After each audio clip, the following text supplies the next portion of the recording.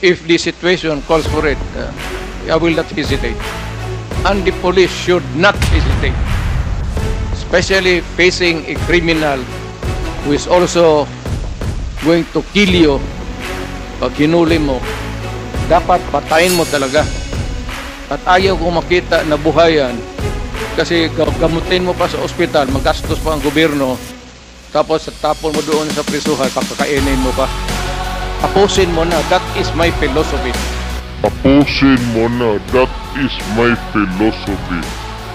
And I don't believe in you, If you do not like if you do not like my ideology, fine. That's mine. Bahala ka na sa buhay mo kung ano yun. Opo. At bahala na rin po yung justisya, yung batas sa inyo po, whether dito sa bansa or sa ibang bansa po. Naging presidente Pero kung ako. ganyan po yung, Mr. Chair, kung ganyan ang line of thinking ni Mr. Duterte, na walang ganyan niya ituring ang mga mamamayan, na kapag hindi niya mabigyan ng hanap buhay, nagdroga yan, patayin na lang. So what kind of thinking is that, Mr. Chair? Right thinking. That's yours. Sa ano niyo yun? What else can you think of? It's the right thinking.